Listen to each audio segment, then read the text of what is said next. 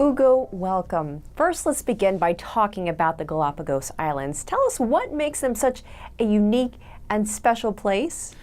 The Galapagos is perhaps the best tropical archipelago conserved. Around 95% of all the biodiversity, original biodiversity of the archipelago is still there, in spite of having an economy that is growing at around 20% a year, sustained. We now have 4 little towns. 2 of them are very small, but the 2 others are starting to be mid-sized towns, total population of around 23,000 people, and still the vast majority of the species are there. A lot of people associate tortoises or turtles with the Galapagos Islands. What other unique species exist there? We have important birds like the Galapagos albatross, also called the waved albatross, which is a critically endangered bird. It only nests in Española Island. The other important species is the swallowtail gull. It's also an endemic of the Galapagos, only breeds there. Other species are very restricted to the Galapagos, like the lava gull, which is an archipelago endemic bird and is very uncommon. Probably the global population of that species is somewhere between 350 to 500 individuals, so not too many. And also we have the penguin, which is another very interesting species that people love to see, and many visitors have the opportunity to do snorkeling with them. They like to play with you in some places, and it's a unique species to the Galapagos. Cats, dogs, rats, pigs, goats have all bred furiously on the islands. What have been the consequences of their existence there?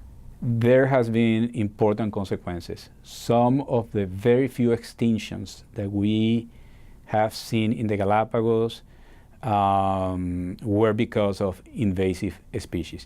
Probably somewhere between 65 to 75% of all the extinctions have occurred on islands. And of that, somewhere between 80 and 90% or even more is because of invasive species. So historically, as far as we know, invasive species has been the main driver for extinctions in islands. And that continues. In the Galapagos, slightly over half the bigger islands are invaded by rats.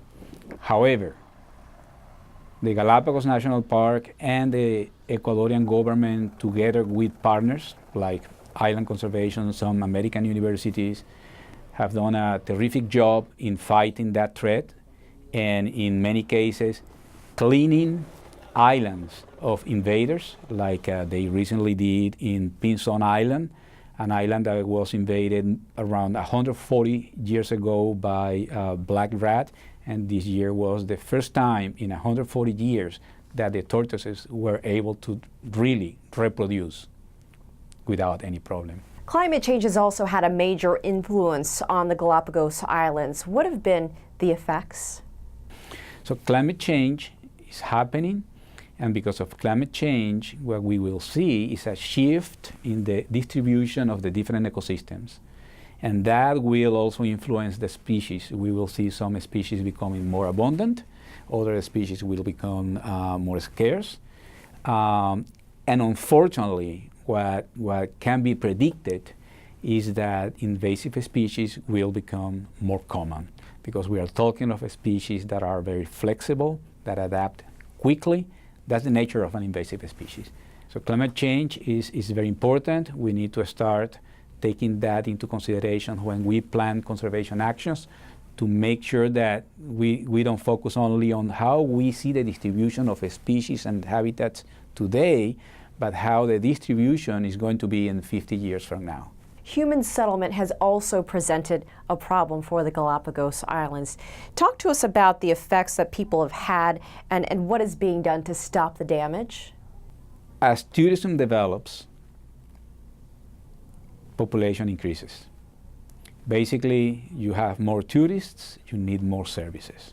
You need more food, you need more energy, and at the same time, as the local population increases, because there are more economic opportunities, etc., what happens is that you also need more fuel and energy for that local population that is increasing because tourism is increasing.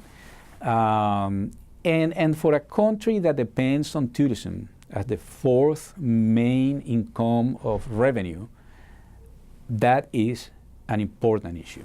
Because the country, and so far the country has done a great job in managing that. Not an easy job though, but has done a great job trying to find that fine line between increasing tourism, increasing revenue, generating employment, and conserving the Galapagos. Hugo Arnal from the World Wildlife Fund, thank you so much for being here with us.